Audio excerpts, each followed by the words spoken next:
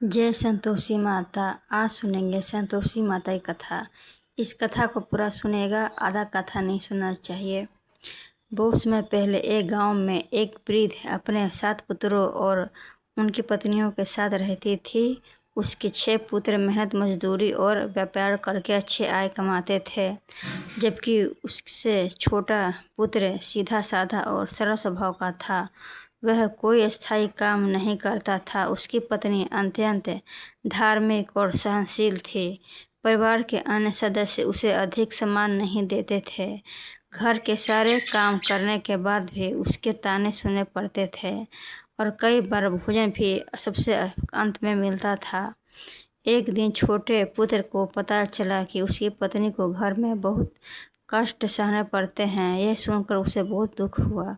उसने निश्चय किया कि वह घर छोड़कर किसी दूसरे नगर में काम करने चला जाएगा और धन कमाकर अपनी पत्नी का जीवन बेहतर बनाएगा।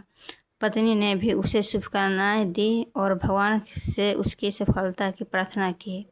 छोटा पुत्र दूर नगर चला गया। वहाँ उसने एक व्यापारी के यहाँ काम करना शुरू किया। वह ईमानदार और परिश्रमी था, इसलिए व्यापारी उसे बहुत प्रसन्न हुआ। धीरे धीरे उसका वेतन बढ़ने लगा और वह संबंध अच्छे से काम करने लगा। दूसरी ओर उसकी पत्नी गांव में अकेली रह गई। सास और जेठानियाँ उसे तरह तरह से परेशान करती और वह फिर भी धैर्य रखती और भगवान का स्मरण करती रहती। एक दिन वह जंगल से लकड़ियाँ लाकर लौट रही थी। रास्ते में उसने कुछ महिलाओं को एक स्थान पर पूजा करते देखा। वे सभी बड़ी श्रद्धा और से व्रत और कथा कर रही थी।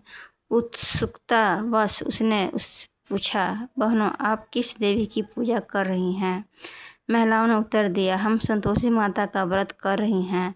माता संतोषी और श्रद्धा और प्रसन्न होती हैं और जो व्यक्ति सच्चे मन से 16 शुक्रवार करता है उनका व्रत उसकी मनोकामनाएं पूर्ण होती हैं। जब स्त्री ने संतोषी माता के व्रत की विधि पूछी, महिलाओं ने बताया कि शुक्रवार के दिन स्नान करके माता का पूजन करना चाहिए, गुड़ और चने का भोग लगाना चाहिए तथा कथा सुननी चाहिए। व्रत के दौरान खटाई का सेवन नहीं करना चाहिए।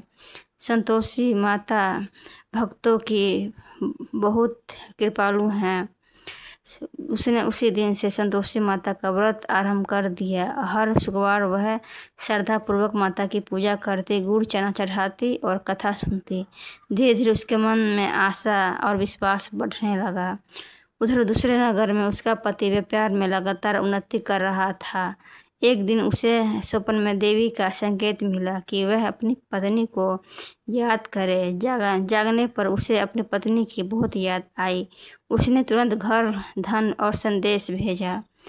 जब पत्नी को पति का संदेश मिला तो उसकी खुशी का ठिकाना नहीं रहा। उसने मन ही मन संतोषी माता को धन्यवाद दिया। उसे विश्वास हो गया कि माता उसकी प्रार्थना सुन रही हैं। समय बीतता गया और उसके व्रत पूरे होने लगे, निकट आ गए। 16 शुक्रवार के पूरे दिन होने पर उसने उद्यापन करने का निश्चय किया। उसने अपने सामर्थ्य के अनुसार भोजन की व्यवस्था की और बच्चों को प्रसाद ग्रहण करने के लिए बुलाया। व्रत के नियम के अनुसार उद्यापन के दिन खटाई नहीं देनी चाहिए थी। स्त्री की कोई बुरी भावना नहीं थी, फिर भी नियम का उल्लंघन हो गया। उसके बाद उसके जीवन में फिर कुछ कठिनाइयाँ आने लगी। पति के आने में विलम्ब हुआ और उनके बाधाएं उत्पन्न होने लगी। वह बहुत दुखी हुई और संतोषी माता के मंदिर जाकर प्रार्थना करने लगी।